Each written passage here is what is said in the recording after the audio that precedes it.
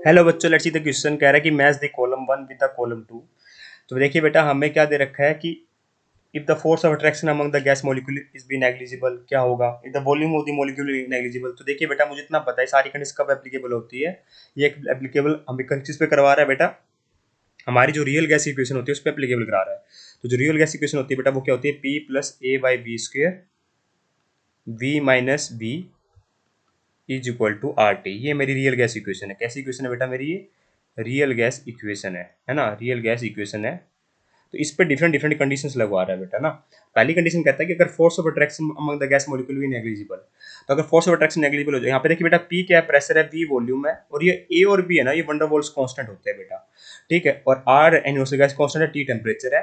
ध्यान देने वाली बात बेटा ये है कि जो ए है बेटा वो अकाउंट करता है हमारे फोर्स ऑफ अट्रैक्शन के लिए, और ये बी अकाउंट करता है मॉलिक्यूलर वॉल्यूम ऑफ गैस के लिए।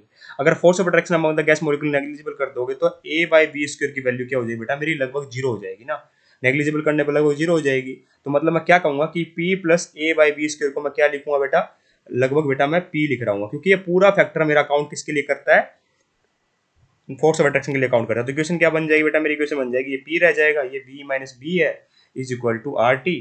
तो ये बन जाएगी बेटा मेरी P V minus P B is equal to R T, या फिर मैं कह सकता हूँ P V is equal to P V plus R T. बस ये कहाँ दे रखा है बेटा, मुझे दे रखा है ऑप्शन नंबर ये पार्ट आर में, तो ए का होगा बेटा मेरा आर।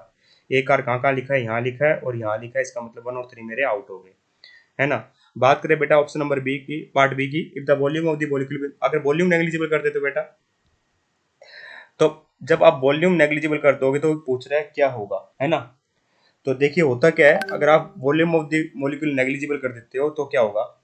तो वॉल्यूम नेग्लिजिबल करने का मतलब क्या हो बेटा, ये जो बी है ना, बी फैक्टर, ये अकाउंट करता है मॉलिक्यूलर वॉल्यूम ऑफ गैस के लिए। किसके लिए बेटा, मॉलिक्यूलर वॉल्यूम ऑफ गैस के लिए, है ना। जो हम क्या कर रहे थे बेटा, कंसिडर करते रियल गैस के अंदर। ठीक है, आइडियल गैस के अंदर बेटा ये क्या मानी जाती है, नेग्लिजिबल मानी जाती है as compared to volume of container. ठीक है, तो अगर हम ये नेग्लिजिबल हो जाएगी बेटा, तो वॉल्यूम ऑफ गैस तो क्या बनेगी equation, V plus A by V square. यहाँ बेटा केवल वी बचेगा, क्योंकि वी माइनस बी हो जाएगा बेटा लगभग मेरा वी ना। तो v बचेगा is equal to R T आ जाएगा बेटा, ये बन जाएगा मेरा P V plus A by V is equal to R T. तो यहाँ पे बन जाएगा बेटा मेरा P V is equal to R T minus A by V, R T minus A by V. तो ये क्या आएगा बेटा मेरा, b का क्या आ जाएगा बेटा मेरा, q आ जाएगा ना। b का क्या आ जाएगा बेटा मेरा, q आ जाएगा। तो यहाँ दे रखा है बेटा b का q, पर यहाँ p दे रखा है, जिसका मतलब ये ऑप्शन हमारा आउट हो गया। बात करें बेटा एसटीपी कंडीशन, मतलब स्टैंडर्ड टेम्परेचर प्रेशर कंडीशन बेटा, जब टेम्परेचर 273 केल्विन होता है, प्रेशर बेटा मेरा 1 atm होता है। तो ये बेटा मेरी जो इक्वेशन है रियल गैस इक्वेशन, ये आराम से एप्लीकेबल होती है इस कंडीशन पर। ठीक है, और हमें रियल गैस की इक्वेशन के हिसाब से बता रहे हैं, मतलब कोई चेंज नहीं आएगा इक्वेशन में ना, कोई चेंज नहीं आ रहा होगा। आराम से जो रियल गैस, जैसे टेम्परेचर 1 atm कर दूं मैं, अगर मैं सॉरी प्रेशर 1 atm कर दूं और टेम्परेचर 273 केल्विन कर दूं, तो ये रियल गैस की कंडीशन हो सकती है बेटा, क्यों नहीं हो सकती। ठीक है, तो मतलब रियल गैस इक्वेशन यहाँ पर एप्लीकेबल होगी, तो सी का बेटा पी आएगा। और इसके हिसाब से हम बात कर रहे थे ना, ये रियल गैस इक्वेशन है कि इसके ऊपर अगर आप फोर्स ऑफ अट्रैक्शन नेग्लिजिबल कर दो, इसमें volume of the molecules negligible कर दो, तो ये B factor volume of molecules के अकाउंट कर रहा था ना, इस तरीके से। ठीक है, अब बात करें ऑप्शन नंबर डी की, कि अगर प्रेशर भी लो कर दे और टेम्परेचर भी हाई कर दे तो क्या होगा एक साथ। तो देखिए बेटा, जब टेम्परेचर हाई कर दोगे ना, तो मॉलिक्यूल के बीच में फोर्स ऑफ अट्रैक्शन बिल्कुल खत्म हो जाएगी, क्योंकि मॉलिक्यूल की स्पीड बढ़ जाएगी टेम्परेचर हाई करने पे, तो मॉलिक्यूल दूर दूर हो जाएंगे, तो फोर्स ऑफ अट्रैक्शन नेग्लिजिबल हो जाएगी।